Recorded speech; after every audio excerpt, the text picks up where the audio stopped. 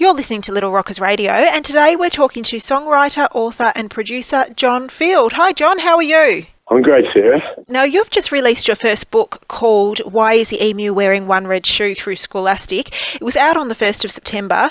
Tell us a little bit about the book and the accompanying CD. Yes, I'm actually quite thrilled to be releasing it. It just came from a song that I wrote, and it turned into a story song, and my manager said this would be a good book. She contacted Scholastic, and they loved it, and they're very nice people there. We had a very great meeting, and but we teamed up with David Legg, the incredible artist, and I'm thrilled with the artwork on it. It reminds me of when I was a kid, and when I used to read books, and some of the artwork my mother gave me was just beautiful. So I just love what's happened. It's a real surprise, and we love the book.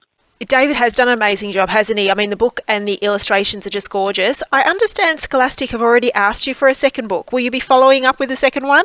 Yes, I believe so. We're close to penning the deal, I suppose. But I've written a funny little tune, and I really love the idea of it. So they seem to like it, and I really like the people there. Actually, we get on very well, and it's very rewarding. It's very, very rewarding because I've got 4 kids myself, and I mean they're too old now, but the years spent reading to them, I suppose, has paid off. I understand what makes a good kids book. We were mad Dr. Seuss fans. We loved Solosaloo and, the usuals, but I had trouble getting to Solosaloo. It was fantastic. And how was, if it was at all, how was the creative process of writing a book different to songwriting? I mean, you say the book follows rhyme like songwriting, so was it a different process for you? Well, there's very skilled people at Scholastic who help with the editing, and so the song's actually longer than the book. But just some of the background vocals repeat and repeat, as songs do. So that we take the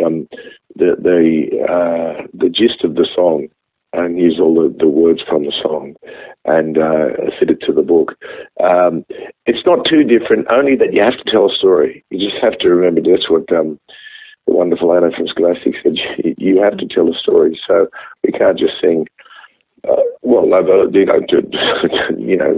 can't sing hot potato because it doesn't tell a story. So you have to actually go from somewhere to somewhere. Yeah, that's interesting. And I mean, my children come home and tell me that stories, they need to have the beginning, the middle and the end, and that's what they learn at school, which is interesting. Yes. Now, you continue to write for the Wiggles. You've written over 300 songs for them. You've also written all of the music for SplashDance, who are currently on ABC. And I believe that the music that you've written for them is being translated at the moment for other countries. Yes, we've done, it's actually been a very interesting process. We've done Italian, German, French, and one other that's catches my mind. And it's very interesting because the singers come in, and whereas before you can go, oh, listen, you just sort of missed that lyric. Well, with foreign language, you wouldn't have a clue.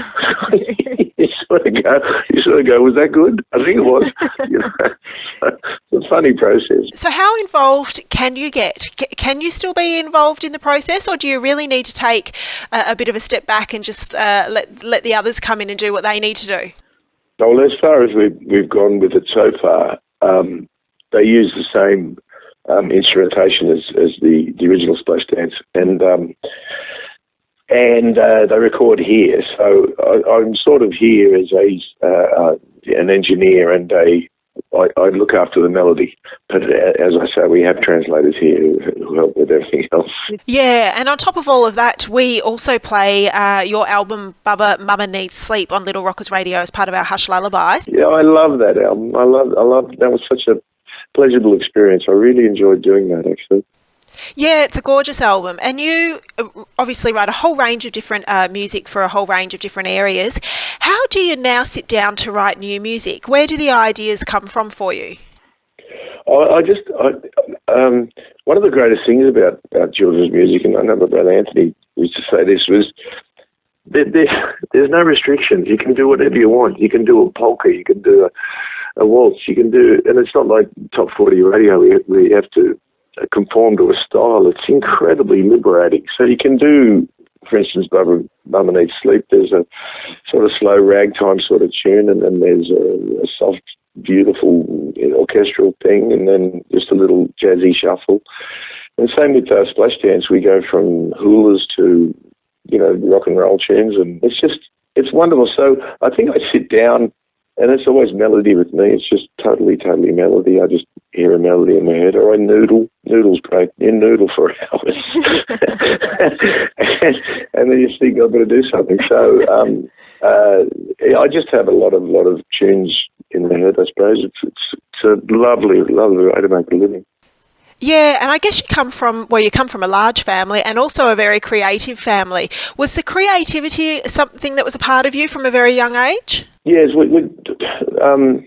my parents were polar opposites. My mother is incredibly artistic and musical, and will literally audibly gasp if someone goes out of tune. She'll go, ooh, and whereas then my father was just incredibly boisterous and extroverted and a party man, and he was fantastic. So they were deeply in love, and they had this great marriage that we had every week. We'd have parties at our place, and Dad would say, jump on the guitar and just, and we used to just try and follow what all these old people were singing, these old 30s tunes and 50s tunes, and he said, just play along. And I said, I don't know. And he said, yeah. So it was a great learning ground for all of us. But I mean, literally saying it once a week, we'd be doing that. But, yes, from a young age, there was music was all around us. And Mum was almost obsessive about it. She would play records till we'd plead her to stop. Like she'd get fixated on it.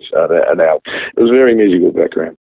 Now, I was taking a look at your Facebook page, as we do for all good quality research purposes, and you're involved in a range of different projects. Your own musical, I believe, writing comedy tunes for TV and film, releasing this book. You also write for the Wiggles, SplashDance. Tell us a bit about what else you're up to at the moment. I'm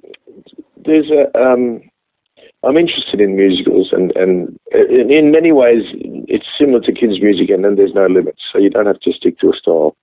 And you have to tell a story with musicals. So I'm very interested in musicals. I wrote a thing many years ago called Evie and the Birdman, which is done quite a few times in schools and musical societies. But I'm working on a few different ones. One's called Who Loves Me, which is sort of leaking out now. Like two musical societies are doing it. And we're just getting it tighter and forming it up. So that's very near completion, actually. And apart from that, I just realised that I just got to keep writing as many things as possible, especially these days with to make a living from it. You have to just keep producing, basically. So, and I love it. I just love it. So I'll just keep doing it until people stop buying it or people start liking it. That's great. Never a dull moment. So Children Australia-wide will all soon be finding out why the emu is wearing one red shoe. It's available now from all good bookstores. It's like a little mystery. Yeah. I won't give away the ending, though. And it's also obviously available through Scholastic as well as I mentioned, through all good bookstores. That's right, Sarah. Yeah, yes, we're very excited about it. Very, very proud of it too. Yeah, and so you should be. Thanks very much for joining us today, John. You too, Sarah. Thank you very much. That was John Field joining us today on Little Rockers Radio. Thanks for listening.